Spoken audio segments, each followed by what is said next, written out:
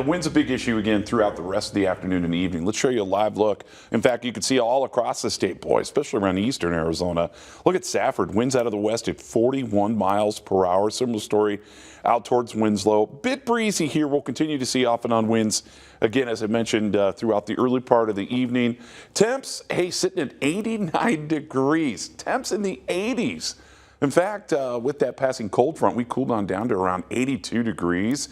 And you can see across the state, 70 in Sedona, temperatures in the upper 60s currently in Globe. So here's a live look. Still dealing with some cloud cover. You can see Piestewood Peak out there in the distance.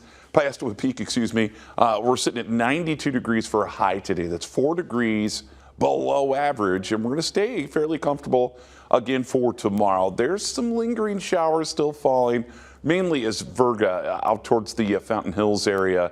And we'll zoom on out, and we had some of those light showers push through areas of Globe.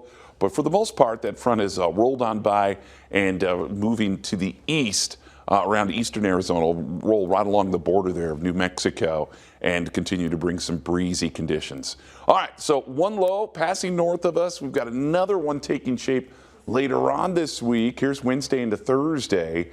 And notice maybe some shower activity up around northern Arizona, but pretty quiet conditions. Temperatures are going to be fairly comfortable. Oh, it's looking good for the rest of the work week into the holiday weekend as well.